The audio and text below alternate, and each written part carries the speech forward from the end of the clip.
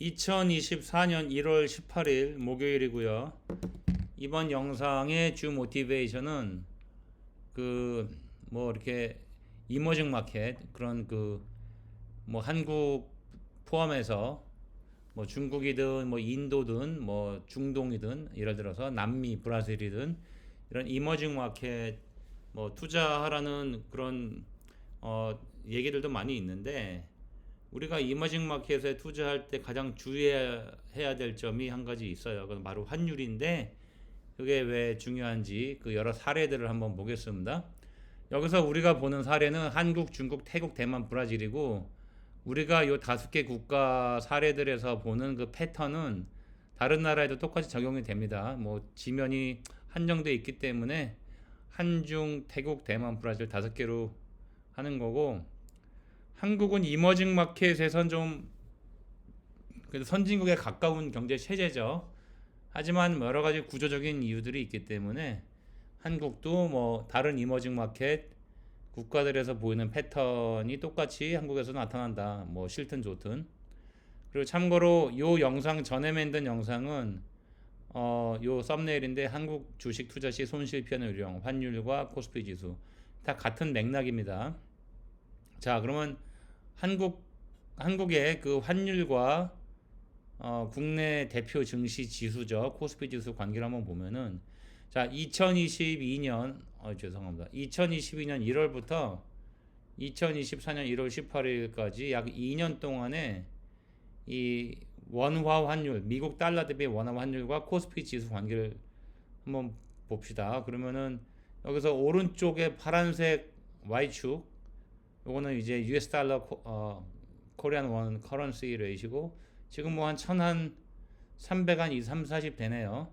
왼쪽에 빨간색은 코스피 지수예요. 그래서 코스피 지수가 2022년에 한 3000 근처에서 쭉 내려와서 2022년 10월 정도에 바닥치고 또 올라갔다 내려갔다 하고, 환율은 2022년 1월 달에 1200 미만에서 2022년 10월에 1400 한 4, 50 근처까지 갔다가 또 이렇게 춤을 추죠. 올라갔다 내려갔다. 근데 재밌는 거는 환율이 올라갔을 때, 요 파란색 환율이 피크였을 때 2022년 10월 11월에 코스피가 바닥이었다. 이렇게 요 2년 기간 동안에 이 관계를 보니까 환율과, 즉 원화 그 가치와 코스피 지수 간에는 굉장히 강한 역의 관계가 있다. 그 네거티브 코릴레이션이 있다. 역의 상관관계가 존재한다. 요거를 편의상 2022년도부터 2023년도까지 2년만 기간을 잘라서 봤는데, 이거 2000년부터 2000 4, 5년으로 자르든 2008년부터 2010년으로 자르는 언제 보더라도 요 내가 강한 요 거울을 서로 이제 마주보고 있는 것 같은 요 역의 상관관계는 네거티브 코릴레이션은 항상 보여요. 자, 그러면은 중국은 어떠냐?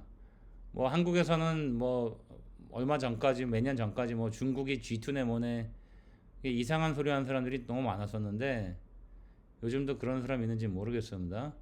중국은 태생적으로 G2가 될 수가 없어요. 자, 이건 오른쪽은 중국 그 위안화의 달러 대비 위안화 환율이고, 현재가 아니라 2023년도 10월 말에 한 7.2 정도, 7.3 정도 있었네요. 왼쪽에 빨간색은 상해 종합 인덱스. 여기 한국 원화처럼 상해 인덱스 빨간색이 내려오면은 환율은 올라가고, 또 환율이 내려오면 파란색, 또 상해 인덱스는 올라가고. 그래도 중국은 아직까지 한국만큼 이렇게 외환 자유화가 되지 않기 때문에 이렇게 완벽한 그런 역의 관계는 아니지만, 확실하게 눈에 충분히 이렇게 구분이 될 만큼 역의 관계가 보이긴 보이죠. 아무리 공산당이 이렇게 환율을 통제한다고 해도 인민은행이 되게 자주 개입을 하는 편이죠, 중국은.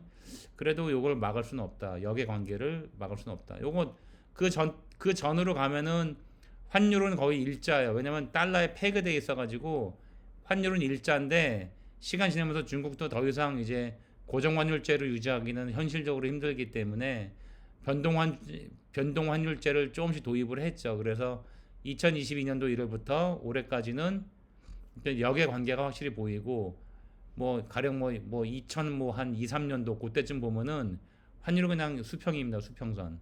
왜냐면 그때 폐기지였기 때문에. 중국도 이제 경제가 이제 그 세계 경제에 점점 이제 편입이 되고 노출이 되면서 고정 환율제로 유지하기에는 이제 버거운 거죠. 그래서 변동 환율제를 도입을 했고 그리고 이렇습니다. 그러니까 한국, 중국 둘 다 역의 관계가 아주 뚜렷하게 존재한다. 그럼 태국은 어떠냐? 참고로 한국은 1997년도 11월 말에 IMF, 그러니까 인터내셔널 마니터리 펀드죠. 국제통화기금에서 구제금융을 받았고 태국은 이미 1997년 7월, 8월에 이미 망가져서 이미 뭐 환란이 났죠. 태국은 이미 7, 8월에 환란이 났었고 한국은 끝까지 버티다가 고정 환율제로 버티다가 이제 한국은행 잔고에 있는 외화 다 낭비하고 나서 그때 대통령 김영삼이죠. 그러고 나서 이제 결국에는 못 버티고 IMF한테 구제금융을 1997년도 11월 말에 받고 그리고 이제 그다음부터 이제 외환 시장을 자유화하고 시장 개방을 완벽히 했죠. 그래서 지금은 태국도 마찬가지예요. 태국도 IMF한테 구제금을 받는 조건으로 외환 시장을 자유화했고 시장 개방을 많이 했습니다. 그래서 자 2022년도 1월부터 2023년 5월 보면은 다른 기간 잘라도 마찬가지예요. 이런 역의 상관계, 거울을 마주보고 있는 것 같은 환율과 그 주가 지수 간의 관계는 이게 명확하게 네거티브 코릴레이션이 존재하는데 자 한국, 중국, 태국 똑같은 패턴이죠. 환율이 올라가면 즉 그 내국 통화 가치가 내려가면은 그 주가도 내려간다. 그리고 내국 통화 가치가 올라가면 즉 환율이 내려가면 그러면은 증시가 올라가더라.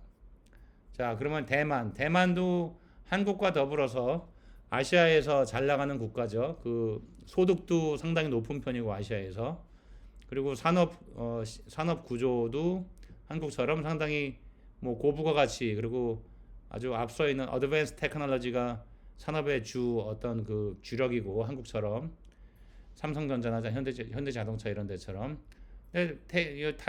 타이완도 마찬가지예요.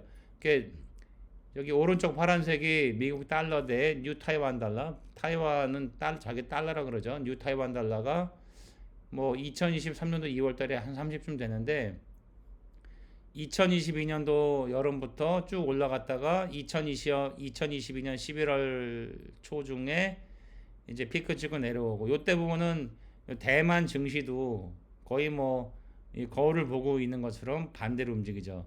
환율이 올라가니까 대만 증시가 내려가고 환율이 피크 치고 내려가니까 즉 대만 타이완 달러가 강세로 변하니까 이제 환율이 내려가니까 이제 대만 증시가 올라가고 마찬가지로 이렇게 역의 관계가 존재한다. 그러니까 한국, 중국, 그리고 대만, 뭐 태국 다 이렇게 아주 확연한 어떤 역의 관계가 존재하더라. 그러면 어떠냐? 브라질 어떠냐? 브라질은 참고로 브라질은 전 세계에서 자급자족이 가능한 손에 꼽히는 몇 나라 중 하나죠. 미국, 러시아, 뭐 호주 이런 데가 자급자족이 되죠. 에너지, 뭐 여러 광물 자원, 식량이 일종의 안보 자원이죠. 그런 면에서 이 호주 이런 데가 굉장히 미국, 러시아도 마찬가지고 문 다 걸어 잠그고 살아도 굶어 죽지 않는 생활은 불편해지겠지만 럭셔리한 수입품은 뭐 프랑스 이런 데서 수입은 못 하더라도 그래도 굶어 죽진 않는 나라다. 브라질도 마찬가지죠. 브라질도 뭐 광물 자원 엄청나고 뭐 에너지도 자급자족 할 수 있는 그런 나라고 문 다 걸어 닫아도 식량 충분히 뭐 자급자족 되는 나라고 전 세계에서 가장 큰 그 육류 가공 회사 브라질 회사예요. 그리고 브라질에서 전 세계에 뭐 그리고 뭐 돼지고기 그리고 뭐 철광석, 석탄 이런 거 엄청나게 수출을 많이 하죠. 이런 자급자족이 가능한 브라질.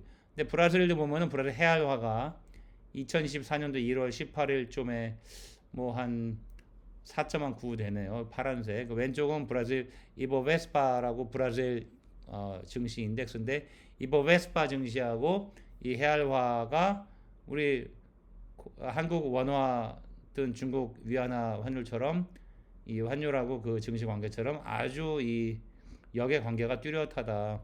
브라질도 그렇다. 그러면 지금까지 이 5개 국가의 이 공통된 패턴이 환율이 오르면 즉 국내 통화 가치가 떨어지면은 증시가 하락하더라. 그리고 증시가 오를 때에는 환율이 내려가더라. 즉 국내 통화 가치가 올라가더라. 달러 대비. 그러면 이 5개 나라의 공통점이 일종의 이게 패턴이 거의 스타일라이즈드 팩터죠. 거의 정해진 사실이죠. 이런 왜 스타일화된 이런 팩트가 존재하냐. 이 5개 국가의 공통점은 뭐 이뿐만이 아니라 다른 나라도 마찬가지예요. non reserve currency죠. 그러니까 뭐 미국 달러 리저브 커런시죠. 다른 나라들이 한국 비롯해 가지고 외화 보유고로 쏴놓고 있을 때 달러를 가장 많이 쏴놓고 있죠. 그리고 일본 엔화도 달러만큼은 아니지만 일단 국제적으로 리저브 커런시로 통하죠. 리저브 커런시가 되기 위해선 일단 기본적인 조건이 2개인데 하나는 외화 자유가 돼야 돼요. 그러니까 돈이 들어오고 나가는데 전혀 어떤 그 정부의 간섭이 없어야 된다. 한국 같은 경우는 공식적으로는 외화 유출입이 100% 자유화된 나라예요. 공식적으로. 하지만 실질적으로는 중국은 말할 것도 없고 한국으로 들어오는 외화는 100% 자유화되어 있지만 한국에서 한국 밖으로 나가는 외화에 대해서는 그게 뭐 달러라고 치면은 거기에 대해서는 그 외화 유출 통제를 하죠. 그러니까 공식적으로는 100% 외화가 자유화된 나라지만 실질적으로는 지금도 외화 유입은 오케이지만 외화가 나가는 거는 유출은 통제를 한다. 실질적으로는 그렇다 외화 통제를 하는 나라다 한국이. 공식적으로는 아니지만. 그리고 또 두 번째 이 조건, 첫 번째보다 더 중요할 수가 있는데 기본적으로 이거는 어떤 태생적인 문제예요. 어떤 각 국가들의 한계라고 볼 수 있는데 자 미국이나 일본은 그 중앙정부가 미국 연방정부죠. 중앙정부나 연방정부가 자기네 통화로 일본은 엔화, 미국은 달러로 30년짜리 뭐 길게는 35년짜리 국채를 발행을 하면 그러니까 엔화로 하더니 달러로 발행을 하는 거예요. 그러면은 외국의 투자자들이 외국 투자자라 그러면 뭐 다른 각국의 중앙은행이든 연금이든 국보펀드든 뭐 사우디 국보펀드든 뭐 카타르 국보펀드든 한국의 국민연금이든 그럼 외국의 투자자들이 엔화로 발행된 장기 국채, 일본 장기 국채를 살려고 줄을 쓴다. 달러도 마찬가지고. 근데 한국이 뭐 중국 같은 경우 위안화로 30년짜리 중국 위안화 국채를 찍으면은 아무도 안 사가죠. 그런 시도도 없었고 시도를 할 필요도 없죠. 아무도 안 살 거니까. 중국에서 30년 만기 국채가 존재하지도 않고 그거를 달러도 아닌 엔화나 유로도 아닌 위안화로 그걸 발행을 한다? 아무도 안 사갑니다. 한국도 마찬가지. 한국에 30년 국채가 존재하지도 않죠. 만기 30년짜리가 길어야 10년. 근데 15년이라고 칩시다. 한국에 지금 지금 정부가 그전 정부든 한국 원화로 만기 15년짜리 국채를 발행을 하면 외국 투자자가 그걸 사갈 것 같습니까? 아무도 안 사가요. 그거를 외국 투자자한테 팔기 위해서는 금리를 좀 세게 쳐주고 달러나 엔화로 찍으면 팔 수 있을 거예요. 금리 많이 쳐주고. 하지만 금리를 웬만큼 많이 쳐줘도 원화로 발행하는 건 아마 아무도 안 사갈 겁니다. 그만큼 신뢰를 못하겠다 이거죠. 그런 차원에서 리저브 커런시 국가들의 주가는 그 증시는 자기네 통화가 약해졌을 때 증시가 올라요. 하지만 미국, 일본은 작년 재작년에 일본 중앙은행이 뱅크 오브 재팬이 엄청나게 그 국채를 사들였죠. 그리고 의도적으로 엔화를 계속 약화시켰고 그래서 니케이 지수 많이 올랐습니다. 그 미국도 트럼프 때 S&P 500 지수, 다우 지수가 2배 이상 올랐는데 트럼프의 경제 정책은 기본적으로 약달러예요. 그러니까 트럼프 때는 S&P 지수가 한 2배 올랐고 약달러 기조이기 때문에 또 약달러라는 얘기는 한국 같은 경우는 강원화죠. 그리고 브라질도 강해알이고 전 세계적으로 증시가 좋았어요. 왜냐면은 트럼프는 약달러였기 때문에 약달러로 가기 때문에 일본 일본 같은 경우는 뭐 나름대로 또 엄청나게 또 엔화를 정부 중앙은행이 사들이면서 일부러 엔저를 유도를 했고 금리를 마이너스로 유지하면서 그래서 트럼프 때는 약달러 그리고 상대적으로 한국은 강달러 그래서 그때 사실 전 세계 증시가 다 해피했다 4년 동안. 그래서 다시 본론으로 돌아와서 우리가 뭐 이머징 마켓에 투자를 한다. 그게 채권이 되든 주식이 되든 뭐 부동산이 되든 뭐가 되든 가장 중요한 고려 요소는 환율이다. 그래서 증시, 주식을 예측하는 건 쉽지 않지만 사실상 불가능하지만 환율도 환율도 굉장히 어렵죠 예측을 하지만 환율의 어떤 그 방향을 자기가 배팅을 한다면 증시의 방향도 배팅을 어느 정도까지는 할 수가 있다. 자 이번 영상이 여러분의 이머징 마켓 EM 투자 관련돼서 도움이 됐다거나 아니면은 뭐 여러분의 노후 준비라든지 자손 아니면은 손자들한테 물려줄 어떤 자산 포트폴리오에 대해서 이 준비를 하시는데 도움이 됐으면 이 구독, 좋아요, 알람 부탁합니다. 감사합니다.